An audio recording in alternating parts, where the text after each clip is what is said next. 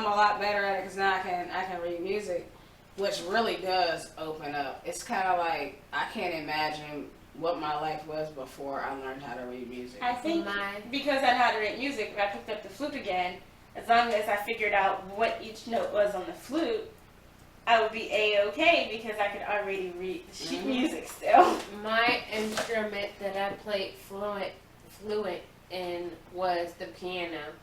I played the piano so fluently, but now with me and my illness, I can't remember how to play. But I wish they would bring the music programs back into school as like core curriculum.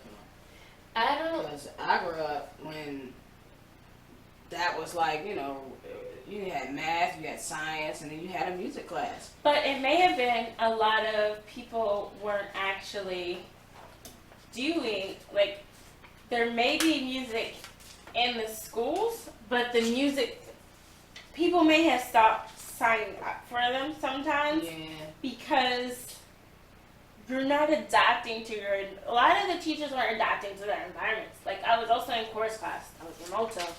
And I just stopped participating. I took the class, but I did minimum effort because I was like, I don't want to sing all these songs that I can't really it puts you in a box. I was like, it puts you in a big box. Like, I was singing Rent before I knew what Rent was, and I was like, I don't want to sing this. Yeah. I was like, this is not what I grew up on. Like, you're in a predominantly black community, and you want us to sing Rent and all these other musicals. That's not going to grab my attention. I didn't get into musicals until, like, high school.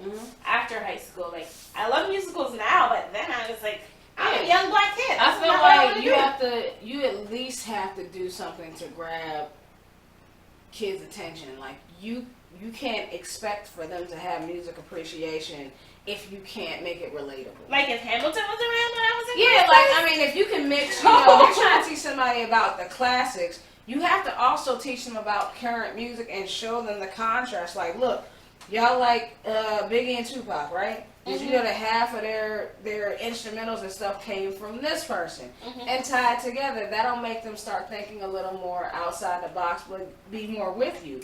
If you just throw a bunch of classical music at them, Chopin, all this other. They used to sing a lot of doe, a deer, a female deer, and I'm like, I don't want to sing that. Yeah. And then they put us on last, and I was like, Mom, you don't got to show up.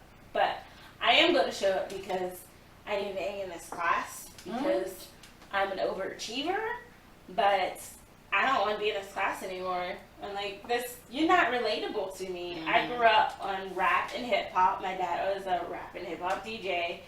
And I was like, this is not working. And now I listen to everything. And I was like, but it's crazy that the music that we listen to and the music that we know and so forth, like way back when and the music even today, kids will not be able to sit there and relate with you on the music that we used to listen to and so forth. They won't even know the music and stuff that they won't know the music, like, per se, the original music, but they're still listening to it today because they don't even know where it came from. Because a lot of the musicians today are sampling that or using that. Yeah. They're still cutting the checks to the old people because they're paying homage, because it's like passing the baton in a way, because they're like, okay, if I can spread my music to the young generation, as long as you cut in the check, you can use my music. And that's what I love about music. Like fashion. It's recycled. Like, everybody keeps coming back. Like, a lot of people was talking about, like, disco. And disco wasn't bad. It came and it went. Like, me and Pat was listening to Logic's new album today, and there was a song that we listened to. The brass, like the trumpet and stuff, he was like, oh, I know that song. He sampled that. And I was like, it's going to bother me all day until we figure out where he sampled that from. But knowing that music is always coming back.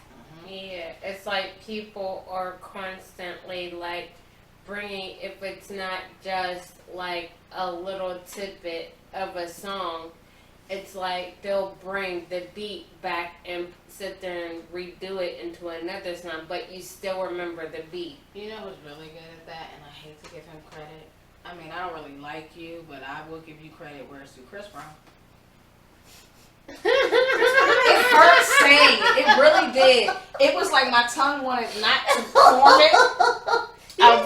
He said, I really don't like you. I grew up. I mean, with it's Brown. not that I don't like.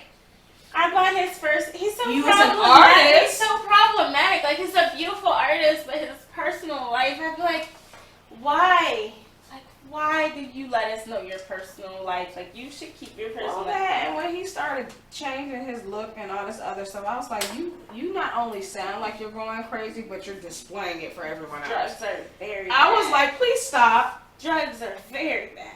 Because when he did Kiss Kiss, I was like, yes, it's over. I'm in love with this man. And then he went left, and I'm like, you hit Like, Rihanna. I'm done with you. Ever since he came out, I was in love with him until he started going left. I'm like, where are I you seen going? him on, I think it was the Today Show, or one of those early morning shows. Today And I Show. was kind of excited. I was like, I haven't seen him perform, like out in a while. So I was like, oh, he's gonna come out here and do something. He came out and with blonde hair and ripped up jeans, and I was like, oh no. I've purchased every Chris Brown CD/album because once things started going digital, I started purchasing the digital album. And except this last album, and I stopped after his royalty one. I was like, he's problematic. I need to rethink this.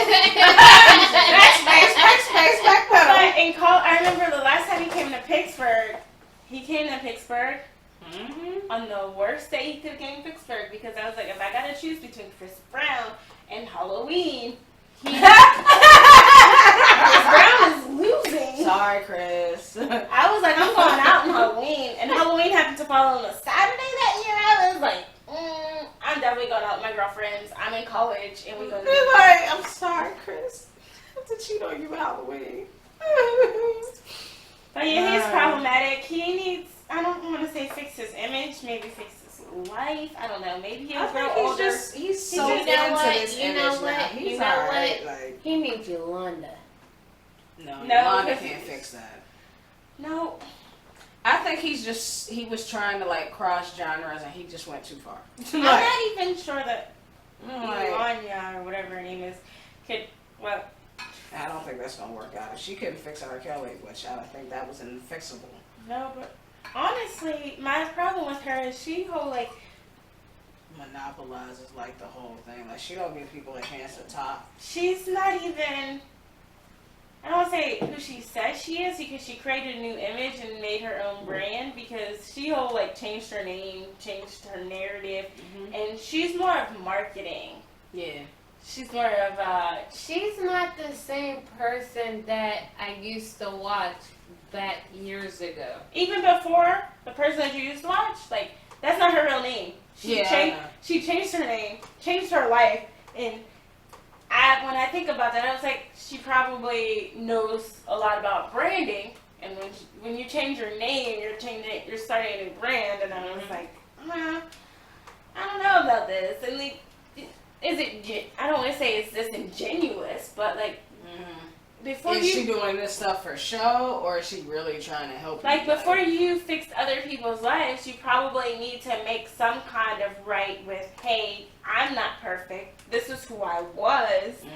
This is what I've done to get here. Yeah. And don't expect what I'm teaching to be an end all, be all type thing. And I was like, that's like those white girls that rate the books that say, think joy and joy will happen to you. No, that's not how it works. I'm like, first of all, I'm a black woman. I can't just think joy and joy will happen to me. First of all, for a black woman in America to think joy, we gotta dig so deep. So deep. It's like, really, it's in there. We have to somewhere. go way back. Yeah. Back into time. Yeah. That's why I like, Woo. I didn't even, I won't even buy an entire book. I will sample like Kindle books because Girl Wash Your Face is very popular, and whoever the author is, that's how she thinks. Think joy and joy will happen to you. I'm like, nah. And I feel like certain books you gotta be in. you gotta be the right person to read certain books. Like some of these books ain't meant for us. Like they want them to be meant for us, but they're not. And it's just like some music ain't meant for us. You know, like, you know, I think I'm pretty eclectic when it comes to like music. I can sit down and listen to mostly anything and pick out something that I like. But then there's other things that I'm not ever going to find anything that I can pick out of. Like, what is that? What's it? Those celestial musics or whatever. Like the back in the day, like horse and buggy music, all that crap. No, I forget Celtic music. I think that's what they call it. No. But I'm glad you brought it back to music. Like, what's great about the music industry today? No. I'm mad at the music industry. Pay your artists. No, but the fact that there are so many outlets is a good thing. But I'm not giving like the music industry that. I'll give the artists that and YouTube and like you don't need Spotify. a label nowadays to become a successful artist. I think they've given artists more ways to be heard. Because if it was left up to these labels, a lot of these artists would never see the light of day. Because you don't need a label to get on Spotify. No, you don't need a label to get on YouTube. You know, you can literally just start your own stuff. You don't need permission to make That's music. how I found Tori Kelly on YouTube. Yeah! That's another underrated one, but I don't know what she's doing. She's hanging out with Kurt Franklin. So, shout out to Kurt Franklin. So technology didn't ruin the music industry, it made it better. I think the music industry, the way that people think of it, like labels and producers and stuff, I think that's over with, honestly. I think that aspect of it is done. Like when people are like, oh, I want to sign to a label, I feel like that part is over with. Like a lot of people cares about a lot that. of people Like, don't aspire to be on a label anymore. They want to be independent. Yeah, They want to rake in the money. they just want to make music. Like Snow the Product. Like like she left her label and she's like doing hella great. Yeah, like I think that aspect, because you know, back in the day, I know for me, I wanted to be signed by 21. Like that was my goal. I was like, I'm gonna be signed. But then you hear all these horrible stories of these artists who get signed. It's also like all these artists from before us that sat there and they got signed or whatever, and then they sat there and got introduced to drugs, and they were on drugs and so forth, and kind of ruined their career or so forth, and some of them tried to come back from it, but it's like... I don't know. There's a lot of shade when you're talking about the industry as like... Now they just need distribution. Yeah. But no one really buys promotion. Like you do need a promoter. You do need distribution, because a lot of these artists that are trying to do it independently, you'll hear something. Like we was just talking about this earlier. You'll hear something from people like, yo, how come no one else is listening to this? Because they don't have a promoter. And nobody's promoting But them. unfortunately, technology, it's not because they don't have promoters, but technology has made it that if we don't hear from you every month or so, like some artists put out things every month, and they've ruined it for people that don't do that, and they've created like, we need to hear from this person, we need to hear from this person, because they're so accessible now, but like, should they be accessible? I don't know. It blurred the lines. I don't know. Because now you gotta be your own marketing agent, because you now have social media where Mila J, she was putting out an EP last year every month. I feel like you can overdo that. Like you want to give people a chance to breathe. You know how in acting when you're doing a monologue or something and they tell you to take a beat, like you take a second so whatever you said before can sink in. I feel like the same thing with like these artists and their albums.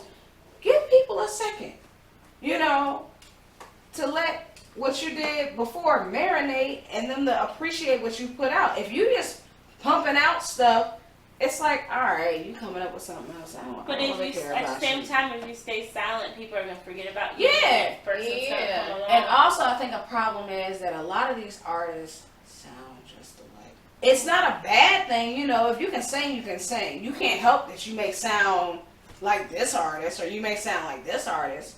You may not even look like them, but you sound like them. Like you give me, like we were talking about like Jill Scott vibes or Beyonce kind of sound. And they whatever. can't help that. Yeah.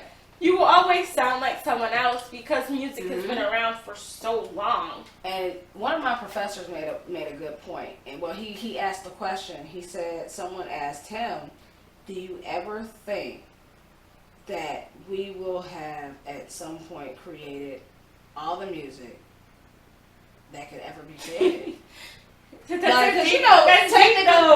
Because music is literally just math. It's like fashion. It's just always repeating itself. It's just math. And after a while, you run out of combinations. Like, that's why we are before it starts sounding like, there's some music that just doesn't even make any sense. They're just making noise. That's why we're having mixes of genres right now that we don't think about, like the EDM, hip hop. Yeah, because your ears get tired of hearing the same thing. And the country trap. Yeah. And people are like, why would you do that? Because we're tired of hearing the same thing. Like country trap might have been the most surprising thing that